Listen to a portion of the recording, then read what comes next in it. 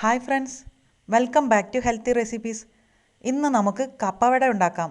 ഇപ്പോൾ കപ്പയൊക്കെ ധാരാളമായിട്ട് കിട്ടുന്ന സമയമാണല്ലോ. വിലയും കുറവാണ്. ഇവിടെയൊക്കെ കിലോക്ക് 6-7 രൂപയേ ഉള്ളൂ. അപ്പോൾ കപ്പ കൊണ്ട് പലതരം വിഭവങ്ങൾ ഉണ്ടാക്കാൻ പറ്റിയ സമയമാണ്. പോരാത്തതിന് നല്ല മഴയാണല്ലോ. അപ്പോൾ 4 മണി ചായക്ക് നല്ല മൊരിഞ്ഞ കപ്പവട ചൂടോടെ കഴിക്കാൻ കിട്ടിയാൽ പൊളിക്കൂലേ. ചായ തിളക്കുന്ന നേരം കൊണ്ട് ഇതുണ്ടാക്കാം. ഞാനിവിടെ ഒരു മീഡിയം സൈസ് കപ്പ ഗ്രേറ്റ് ചെയ്ത് എടുത്തിട്ടുണ്ട്. പച്ച കപ്പയാണ്. വേണമെങ്കിൽ വേവിച്ചുടച്ച കപ്പ കൊണ്ടും ഇങ്ങനെ വട ഉണ്ടാക്കാം. ഞാനിപ്പോൾ പച്ച കപ്പയാണ് എടുത്തത്. പിന്നെ ഒരു സവാള പൊടിയായി അരിഞ്ഞ് വെച്ചിട്ടുണ്ട്. പിന്നെ കുറച്ച് മല്ലിയില അരിഞ്ഞ് വെച്ചിട്ടുണ്ട്. ഒരു പച്ചമുളക് പൊടിയായി അരിഞ്ഞ് വെച്ചതാണിത്. പിന്നെ കുറച്ച് കറിവേപ്പില. ഇത്രയുമാണ് നമുക്ക് ആവശ്യമുള്ള സാധനങ്ങൾ. ഇനി നമുക്ക് ഈ കപ്പയൊന്ന് ഇതിൻ്റെ കട്ട് കളഞ്ഞെടുക്കണം. അതിന് വേണ്ടിയിട്ട് ഞാൻ കുറച്ച് വെള്ളത്തിലേക്ക് നമ്മൾ നേരത്തെ ഗ്രേറ്റ് ചെയ്ത് വെച്ച കപ്പ ഇട്ട് കൊടുക്കുകയാണ്. അതിനുശേഷം ഇതൊന്ന് പിഴിഞ്ഞെടുക്കുകയാണ്. ഇങ്ങനെ പിഴിഞ്ഞെടുക്കുമ്പോൾ നമുക്കിതിൻ്റെ കട്ട് കളയാൻ പറ്റും. സാധാരണ നമ്മൾ കപ്പ വേവിക്കുമ്പോൾ ഒരുപാട് വെള്ളത്തിൽ വേവിച്ചതിന് ശേഷം വെന്തതിന് ശേഷം ആ വെള്ളം വാർത്തെടുക്കുകയാണല്ലോ ചെയ്യുക. ഇവിടെ നമ്മൾ പച്ചക്കപ്പ ഗ്രേറ്റ് ചെയ്തതായതുകൊണ്ടാണ് വെള്ളത്തിലിട്ട് പിഴിഞ്ഞെടുക്കുന്നത്. ഇനി നമ്മൾ ഇതിലേക്ക് നേരത്തെ എടുത്തു വെച്ച ചേരുവകളൊക്കെ ഇട്ട് കൊടുക്കാം. സവാളയും പച്ചമുളകും കറിവേപ്പിലയും മല്ലിയിലയും പൊടിയായി അരിഞ്ഞത് ഞാൻ ചേർത്ത് കൊടുത്തു. ഇനി നമുക്കിതിലേക്ക് കുറച്ച് കടലപ്പൊടി ചേർക്കണം. ഒരു 3 ടേബിൾ സ്പൂൺ കടലപ്പൊടിയാണ് ഞാനിവിടെ ചേർക്കുന്നത്. പിന്നെ 1/2 ടീസ്പൂൺ മഞ്ഞൾപ്പൊടിയും 3/4 ടീസ്പൂൺ മുളക് പൊടിയും ചേർത്ത് കൊടുത്തു. പിന്നെ ആവശ്യത്തിനുള്ള ഉപ്പ് ചേർത്ത് കൊടുത്തു.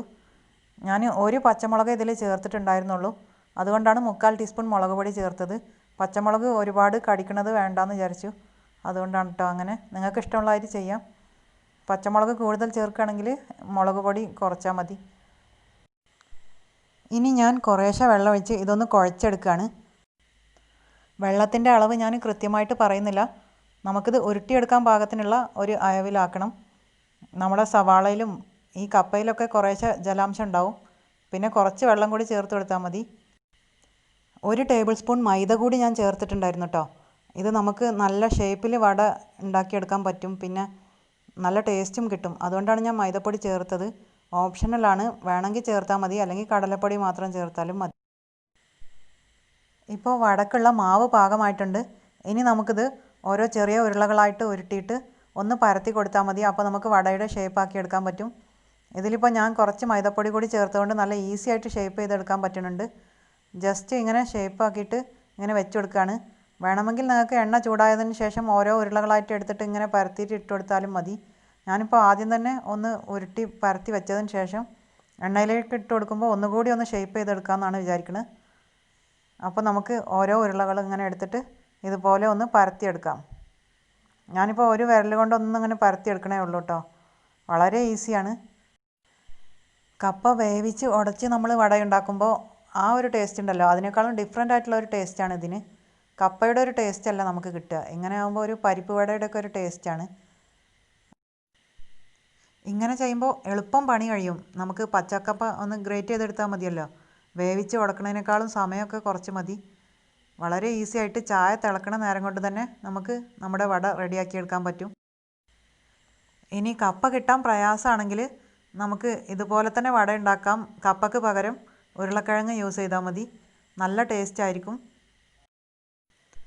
നമ്മൾ കപ്പ ഗ്രേറ്റ് ചെയ്തതിന് ശേഷം വെള്ളത്തിലിട്ട് ഒന്ന് പിഴിഞ്ഞെടുത്തില്ലേ, അതുപോലെ തന്നെ പൊട്ടാറ്റോയും വെള്ളത്തിലിട്ട് ഒന്ന് പിഴിഞ്ഞെടുത്താൽ നല്ല ക്രിസ്പി ആയിട്ടുള്ള മുരുമുര എന്നുള്ള വട നമുക്ക് തയ്യാറാക്കാൻ പറ്റും. അപ്പോൾ എല്ലാവരും അങ്ങനെ ഒന്ന് ട്രൈ ചെയ്ത് നോക്കണേ.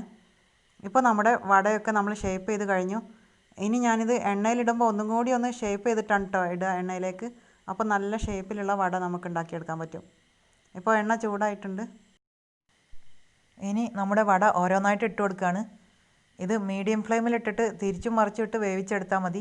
നമ്മൾ പച്ച കപ്പയാണല്ലോ ചേർത്തിട്ടുള്ളത്, അതുകൊണ്ട് കപ്പ വേവാനുള്ള ഒരു സമയം കൊടുക്കണം. അതുകൊണ്ട് മീഡിയം ഫ്ലെയിമിലിട്ട് തന്നെ ചെയ്താൽ മതി. തീ കൂട്ടി വെച്ചാൽ പെട്ടെന്ന് തന്നെ കളറ് മാറും, പക്ഷേ ഉള്ളിൽ വെന്തിട്ടുണ്ടാവില്ല. അതുകൊണ്ടാണ് മീഡിയം ഫ്ലെയിമിലിടാൻ പറയുന്നത്. നിങ്ങൾ സബ്സ്ക്രൈബ് ചെയ്യാതെയാണ് ഈ വീഡിയോ കാണുന്നതെങ്കിൽ ഇപ്പോൾ തന്നെ സബ്സ്ക്രൈബ് ചെയ്തിട്ട് ആ ബെല്ലൈക്കൺ കൂടി ഒന്ന് ഇനേബിൾ ചെയ്ത് വെക്കണേ. ഞാൻ ഇതുപോലുള്ള ഈസി റെസിപ്പീസ് പോസ്റ്റ് ചെയ്യുമ്പോൾ നിങ്ങൾക്ക് നോട്ടിഫിക്കേഷൻ കിട്ടുമല്ലോ. അതുകൊണ്ടാണ് ബെല്ലൈക്കൺ ഇനേബിൾ ചെയ്ത് വെക്കാൻ പറയുന്നത്. അപ്പോൾ ഞാനിതൊക്കെ ഒന്ന് പൊരിച്ചെടുക്കട്ടെ. നല്ല ബ്രൗൺ കളറാകുമ്പോൾ നമുക്ക് കോരിയെടുക്കാം. നമ്മുടെ ഫസ്റ്റ് ബാച്ച് റെഡി ആയതിന് ശേഷം സെക്കൻഡ് ബാച്ച് ഇട്ടെടുത്താണ് ഈ വടകൾ. ഇതും നമുക്കിതുപോലെ ബ്രൗൺ കളർ ആകുമ്പോൾ കോരിയെടുക്കാം. അങ്ങനെ ഓരോ വടകളും നമുക്ക് ഇതുപോലെ ഈ കളറിലാവുമ്പോൾ കോരിയെടുക്കാം. അങ്ങനെ നമ്മുടെ വടകളൊക്കെ പൊരിച്ചെടുത്താലും ഈ എണ്ണ അതുപോലെ ബാക്കിയുണ്ടാവും. ഒട്ടും എണ്ണ കുടിക്കാത്ത ഒരു പലഹാരമാണ് ഇത്. ഇതാ കപ്പവടയൊക്കെ റെഡിയായി കഴിഞ്ഞു. ഇത് ചൂടോടെ കഴിക്കാനാണ് ടേസ്റ്റ്. അപ്പോൾ ഞാൻ കഴിച്ചിട്ട് വരാം.